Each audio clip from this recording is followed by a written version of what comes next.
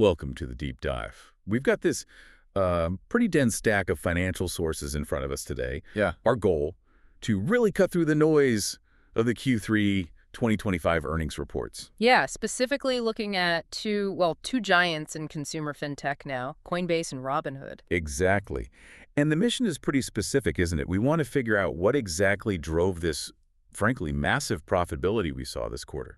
Particularly those huge crypto revenue surges, and also, analyze how these platforms are changing, transforming really fast from just trading apps into these much broader, diversified financial services companies. Right. And we need to set the scene for Q3 2025. I mean, this wasn't exactly a quiet quarter, was it? It was defined by some pretty extreme volatility. Yeah, definitely not quiet. You had that big upswing in July, partly fueled by talk around pro-crypto policies, maybe some election cycle stuff. And then almost immediately followed by major sell-offs across the sector. Exactly. And that kind of dramatic back and forth, that whipsaw action, that's basically rocket fuel for trading platforms. Because it drives volume. Precisely. When markets move sharply, up or down, it just pushes trading volumes higher. And critically, that means higher transaction fees for centralized exchanges. That whole environment really sets the stage for the numbers we're about to dig into. Okay, so let's start unpacking this. Let's begin with Coinbase, the established player, the big crypto exchange infrastructure. Yeah. The sources are, well, pretty clear. Volatility was the main driver for them this quarter. Absolutely. You can think of Coinbase essentially as a premium toll booth for crypto trading. They benefit massively when there's high turnover, high activity. And the numbers certainly bear that out. Their Q3 net income, it surged in nearly sixfold compared to last year, landed at $432.6 million. Which works out to $1.50 per share. That's quite an extraordinary return based on market activity, really. So what's the engine behind that number? We'll look straight at transaction revenue. That metric climbed to $1.05 billion in Q3. That's almost double the $572.5 million they reported the year before. So this performance, it fundamentally mirrors that increased market movement. It boosts their spot trading volumes, giving Coinbase those, really strong immediate revenue streams. And it's important to note this isn't just retail FOMO driving everything, right? The sources also point to Coinbase's role as that trusted infrastructure layer. Definitely. We saw big institutional moves like BlackRock depositing almost 1,200 Bitcoin and over 15,000 Ether into Coinbase right around early November. Which signals. Well, what's fascinating is that these large institutional flows happening right around the reporting period, they're not just single trades.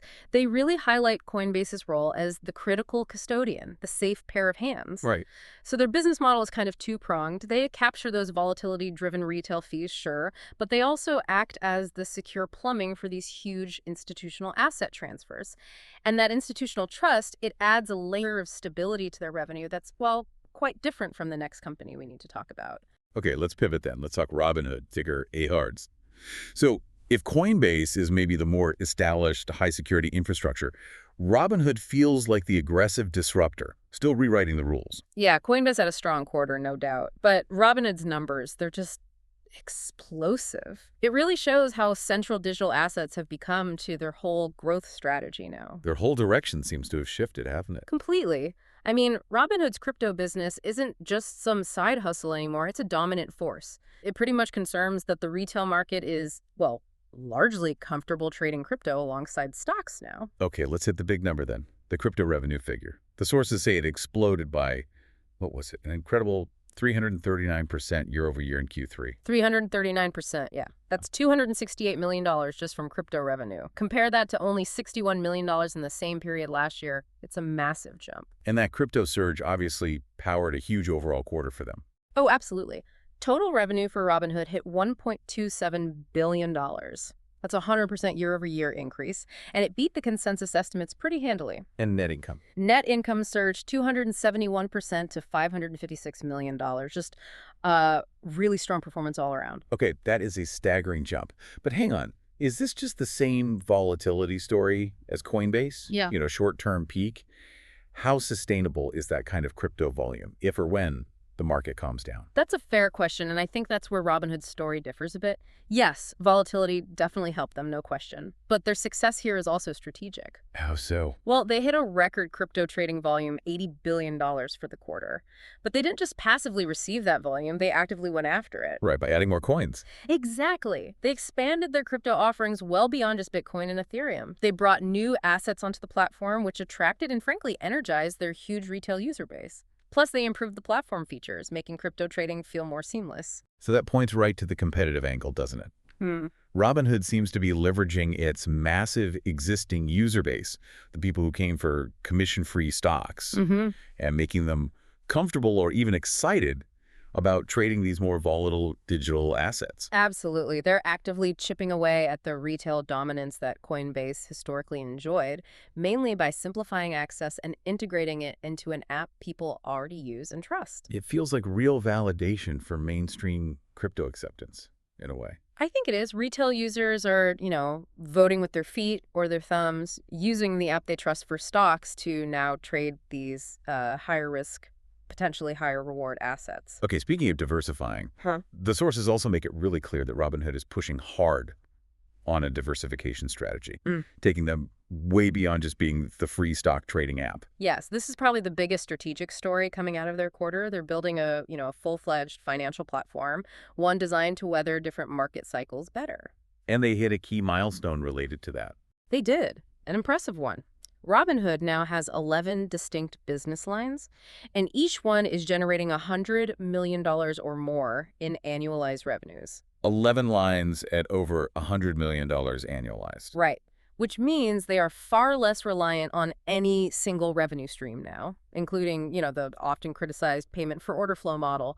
They're actively mitigating risk by spreading their bets across multiple areas. And the sources highlight 2 new streams that just crossed that $100 million threshold this quarter. Yeah, prediction markets and the acquisition of the global exchange Bitstamp. Both are now contributing at that significant level annualized. Let's pause on those prediction markets for a second, because the growth numbers there are pretty stunning. They really are. This segment is seeing massive acceleration. For listeners maybe not familiar, prediction markets, or event contracts as Robinhood calls them, essentially let users bet on the outcome of future real-world events. Could be politics, economic data, you name it. And they seem to be popular. Incredibly popular. The volume of these event contracts traded more than doubled from Q2 to Q3, reaching 2.3 billion contracts traded in the quarter. Okay, double is big. But here's the number that should really make you sit up. October alone saw 2.5 billion contracts traded. Wait, more in the single month of October than the entire third quarter? Exactly. More in 1 month than the previous 3 combined. That's just astonishing acceleration. Wow. What does that tell us? I mean, apart from huge user appetite, does it raise flags, maybe regulatory ones, given it kind of blends finance and wagering? Well, it tells us 2 things, I think. First, the retail appetite for fast, exciting, maybe easily accessible, high-risk trading is just insatiable. Second, it confirms this is now a major revenue engine for Robinhood. Which means they'll fight to keep it. You'd have to assume so. They'll likely defend it aggressively, even with the heavy regulatory scrutiny these kinds of non-traditional contracts tend to attract. It's too important now. And meanwhile, the more traditional high-risk areas are still performing well, too. Oh yeah, they're firing on all cylinders, it seems. Options revenue is up a solid 50% compared to last year, hitting $304 million. And equities revenue, which maybe had lagged a bit before, also surged up 132% year over year to $86 million. And this all flows through to how much money they make per user, right? Which is kind of the acid test for these platforms. Absolutely. Their average revenue per user, ARPU, grew a stunning 82% year over year.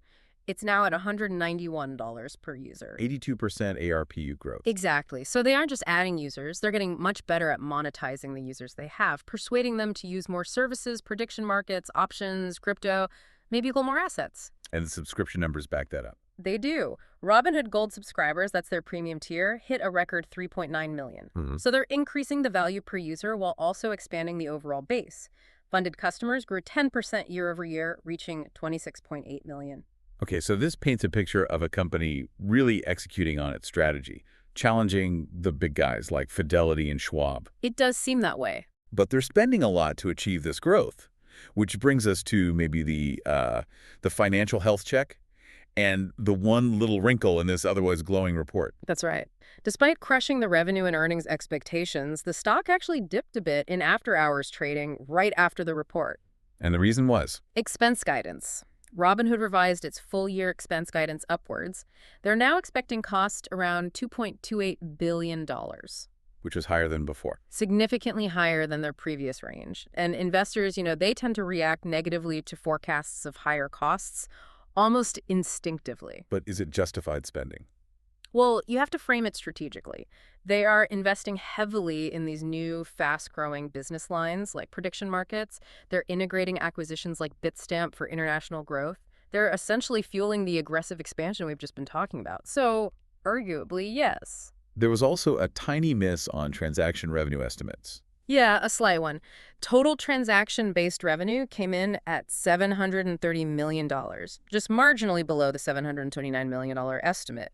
It's not a huge deal, but it might suggest that while the new products are booming, maybe the raw growth in traditional trading volume isn't quite keeping pace with efficiency expectations, perhaps. Okay, let's quickly look under the hood then. Balance sheet, risk profile, profitability looks great, obviously. What about valuation and risk? Right. So financial health is kind of a classic high-growth story. Amazing profitability metrics on one side, net margin over 50%, gross margin nearly 85%. Those are really high-quality numbers. What? But the valuation metrics do suggest potential overvaluation concerns. How's the PE ratio looking? It's high, sitting around 72.32, which is near its one-year peak. Basically, investors are paying $72 for every dollar the company currently earns. Which reflects confidence in future growth, but carries risk. Exactly. It signals a lot of optimism is already baked into the price, which means there's a high premium risk for investors coming in now. And volatility, structural safety. It's definitely high volatility. The stock's beta is 3.56. Which, for listeners, means it's expected to be about 3.5 times more volatile than the overall market, so significant swings are likely. But is the company itself stable? Yes. The underlying financial health looks sound. They have low bankruptcy risk, according to the Altman Z-score, which is strong at 3.1. Think of that as a good structural checkup. So, volatile stock, yes, but the company itself seems fundamentally sound. And there's a leadership change coming too. That's right. We should note the planned retirement of CFO Jason Warnick next year. Shiv Verma has been named as his successor. It's a significant transition, but they seem to be managing it from a position of financial strength. Okay, so wrapping up this deep dive, the big picture seems undeniable, doesn't it? Robinhood really has evolved. It's moved from being just that commission-free stock app into a genuinely diversified, highly profitable financial services platform, and it's actively competing, maybe even winning in some areas, against the traditional brokerage giants. Yeah, I think these Q3 numbers are pretty definitive proof. Digital assets, crypto, these innovative high-engagement markets like prediction contracts, they aren't just features anymore. They are absolutely essential revenue engines for a modern fintech company like Robinhood. It shows the convergence is complete. It really does. Traditional finance, options, crypto, these new high-risk verticals, they're all blending together, and it's proving to be tremendously profitable, at least right now. Which brings us to a final thought, something for you, the listener, to maybe chew on after hearing all this. Given these massive profits, driven largely by extreme market volatility, and these new business lines like prediction markets, which really depend on fast, high-risk retail engagement, what are the implications? What does this high-reward approach mean for the long-term sustainability of these platforms, and maybe for the regulatory landscape that needs to keep up? Yeah, that's the big question hanging over all this success. Definitely something to mull over as we close the books on Q3.